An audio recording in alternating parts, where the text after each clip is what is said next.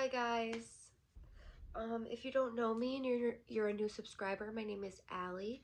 I am a heroin addict and I attend a methadone clinic, and I make most of my videos on my channel about that. I also have started doing true crime videos. I've been slacking uploading this past week. I'm sorry, I've been super busy with work and just other things. Today's Thanksgiving. I just got out of my Thanksgiving clothes and got into some comfy clothes. I still have a full face of makeup, obviously, that I need to wash off. But I hope you guys enjoyed your holiday today. I know I did. I always love being with my family. I hope you guys enjoyed your dinner. And let's just hop right into the video. So I got a question from somebody on my channel asking about how did I get here. So it's a long long road to how I got here, but let me summarize. So I have older videos explaining in more depth of my journey, but let me break it down. I grew up in Troy, New York. It is a small city in upstate New York, next to Albany, the capital, if you don't know anything about upstate New York. It is a city with a high crime rate, a lot of drugs, a lot of violence, and it's gotten worse over the years, which is pretty sad. But no matter what, I love my hometown, I love my city. And I had a pretty regular childhood. I was a happy girl growing up. I got good grades in grade school and middle school. Middle school is when I started experimenting with drugs. I started smoking marijuana, aka weed, at 13 years old. From there, I started drinking around 14. I was smoking weed every day by 15. I started experimenting with more drugs in high school, obviously. I started popping more pills, oxycodone, hydrocodone, Xanax. I really took to downers, even though I did do cocaine often, very often. And like, I did every drug, Adderall, shrooms, LSD. I was like a garbage head. I would do any drug that you gave to me. Like, it was so bad that like I would go to parties all the time. I was always out. I was literally a party animal. I did not take care of myself. I did not care about myself. I did not care if I lived or died. I didn't care if other people didn't respect me, aka men who I let take advantage of me. And I just pretty much, I wanted to die. This is before I touched heroin. So yeah, I would just party, and I would be that girl, like, if you just put something in my hand and said, like a drug in my hand, no matter what, if it was just a pill, they're like, this is gonna get you high, I would just take it, not even look it up, not even ask what it was, I would just pop it. Like, that's how much I didn't give a fuck. It was crazy. So, I come from a long line of addicts, and I come from a long line of family members with mental health issues, so it's not surprising that I have them myself. Diagnosed with major depressive disorder and anxiety, amongst a couple other things that I'm not as keen to talk about, but I will at some point. I have always struggled with my mental health, and I'm also diagnosed with lupus, SLE, which would cause me a lot of pain, and I think that caused a lot of my mental health issues as well. It went undiagnosed for a really long time. But sorry, got cut off, boyfriend called. Y'all know how it is. So let me just, where was I? mental health issues. So that really, I think, is what was the causing factor of me running to use for relief, also for pain relief, for um, mental relief, because I was in so much mental anguish and I just wanted to be out of my body so bad that I didn't care what it took. So being around these types of people, I eventually stumbled along um, one of these older women that I was around a lot at the time. I was not living at home. She had brought the heroin around me. Um, she had a couple bags. She just busted out. She told me what it was, and I knew that I liked Percocets. I knew that I liked downers, and um, I knew that I liked opiates. So I was like, if it's gonna feel like that, then I'm totally game. I did it and I threw up like a bunch because it makes you super nauseous, but after that I felt amazing. You feel warm. You feel like my heart was finally full. Like I will go to the ends of the earth to just feel like this all of the time. I felt like I had found like my best friend. And from there, I had lost all of my friends. I lost all of my self-confidence. I lost my best friend of 10 years recently because this has just been going on since I was, 13 years old. And I was in and out of rehabs my whole teen years, in and out of detoxes, in and out of mental health institutions. And so actually I did have a little bit of clean time. I got clean from 18 to 20 years old. I relapsed after that. I'm 23. I've been using for 3 years now. So I've been using heroin for 3 years, heroin and Xanax mainly. I smoked crack for about 2 years. I don't smoke crack. I haven't smoked crack in over a year. I don't like it. I don't like cocaine. I don't like uppers. So I used from 16 to 18, and then I've been using from 20 to 23. I'm 23 now, and I'm gonna be 24 in a couple months. So at this point, a lot of people have just given up on me. So I don't have any friends. I work and I come home and I film YouTube videos when I get the chance. And that's it. I've worked the same job for 6 years. I also have videos about my job and me at work. I am so grateful that my bosses are understanding and have not fired me over the years, and they're very helpful and all of that, and they don't understand my struggle, but they respect me and have love for me, so they deal with the ups and downs, which they don't have to at all, but they do. I don't know if I said it's at a restaurant, but yes, it is. I have a boyfriend of 3 years. Um, all you need to know about him is that he is clean and is doing amazing. He is an electrician.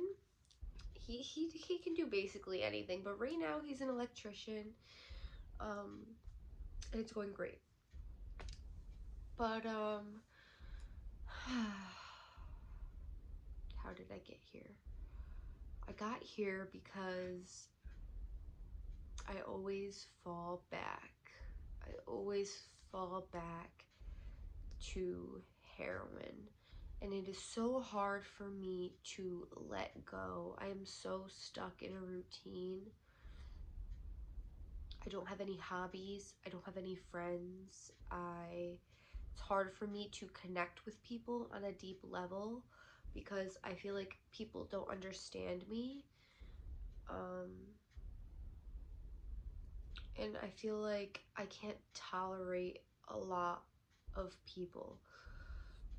That's why I had one best friend for like 10 years. And I had, you know, other friends throughout my life, like close friends, but I never had like a big group of friends because I like was never that type of person.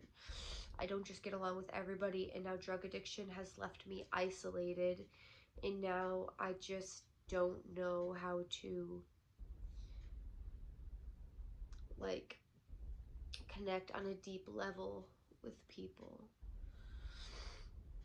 And a part of me just doesn't want to because I feel like I don't want anything to get in the way of me and my best friend, aka heroin.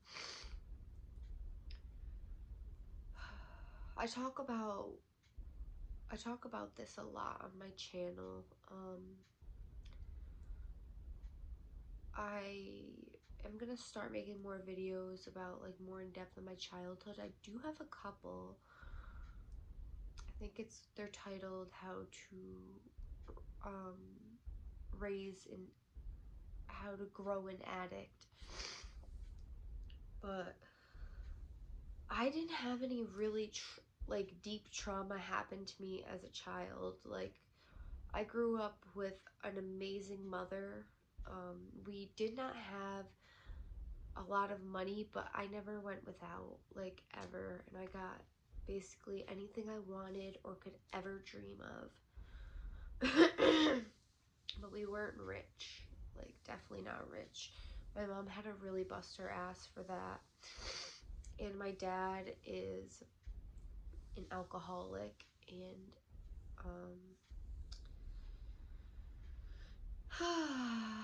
but what else do I have to say?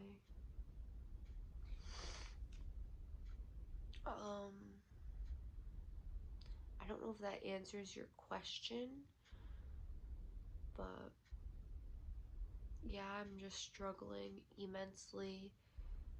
I have tried to get clean many, many times, and I just feel like I don't know like what's wrong with me. I don't know. I'm sorry it's so late, and I already recorded another video for a different time that you guys are gonna see. I'm so excited for the upcoming collaboration that you guys are gonna see. I'm super excited.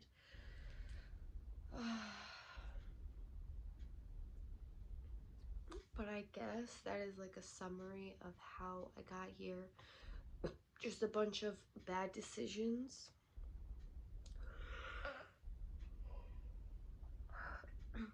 Sorry guys, once I start yawning, I can't stop. Just a bunch of bad decisions, a lot of hurt, a lot of self-hate, a lot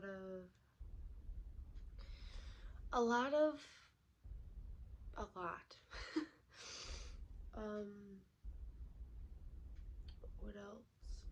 So I'm hoping that my saving grace will be methadone, and hopefully once I get to my therapeutic dose that I will not need to use heroin anymore. It's not fun anymore. I barely, like, I get high, but I need copious amounts, which is copious amounts of money to get copious amounts of drugs every day. And it's just so much stress, and it's just so much stress contacting people to get it, keep, you know, chasing around these dealers that are just unreliable, and then thinking about that all day, being anxious all day. Am I gonna, you know, how am I gonna get it? How am I gonna pay for it? It's an all day thing, and then it's like just my whole life just revolves around this one thing. And then if you take, like, if I think about taking that one thing away, it's like, what is my purpose here on this earth? And I'm hoping that the methadone clinic and groups and all of that will just, well, I hope that it will be it, because I'm sick of going inpatient. I'm really like, I don't want to say I'm giving up, but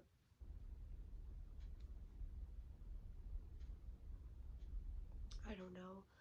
All I know is that I love you guys, and my dream is to help other people with this addiction, and hopefully I can deter, just if it was just one person, I would be happy that I deterred them from choosing this life, choosing to do drugs when addiction runs in your family.